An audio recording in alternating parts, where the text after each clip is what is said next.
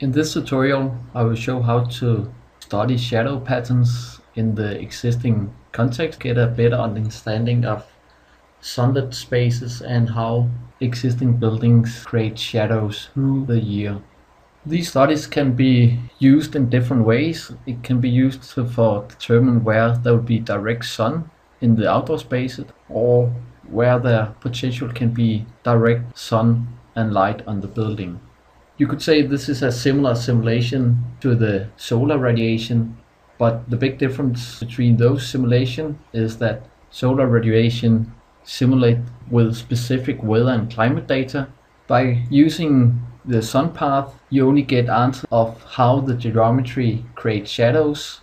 First of all, you may want to use your aerial photo as a visual underlay, but on the other hand, you don't want to have it in this strong colors, because then it will be difficult to see shadows like I just turned it on here. A little tip for this: you can create a mask in this way, giving this a material. What I have done, I have created a default mask, transparent material that have a little bit transparency, that's white. In this way you can make the photo less colorful and you'll see the shadows better from the context building. Another starting up procedure that is to create some views, so you have the opportunity to see the different situation from the same angle and the same size and so on, so you easily can compare different proposals later on. For this I have created a top view, a perspective view, so I can see the shadows in different perspectives, in this southwest, or you could make more of these. This is a very good idea to do before you going in and create proposal where you want to have effective feedback. To spare time, do it before. In this view I have turned on the sun path and the shadows. In the sun settings you need to find your location, that's very important. And what I'm doing, I'm looking at single days for these different time of year: summer, winter, spring and fall. And I have decided to look between 9 o'clock to 20 o'clock with a time interval of 15 minutes. Here you actually can also look at different levels.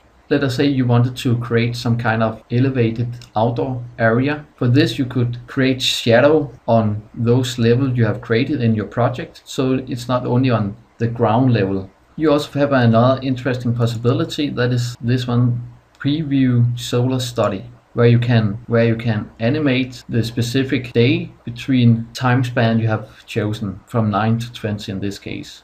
The reason I choose per 15 minutes, that is because of this animation, so it's going slower and not too fast. If I've chosen a 1 hour per step, it would be too fast to actually understand what's happening. And I can do the same with the perspective view and do the same animation. And here you of course can see how shadows hit the surfaces, the walls and the roof, and not only the ground plane.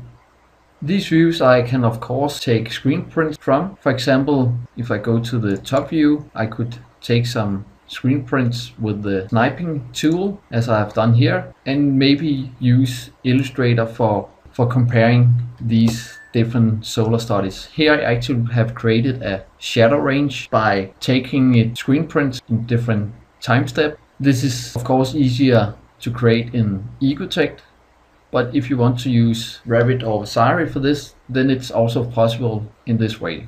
Later I will have the opportunity to look at the different form concepts and doing the same, copying in here and see how it's affect the shadowing in the underside. You could also just using the 3D view and pan around in the view to look how the shadows moving around.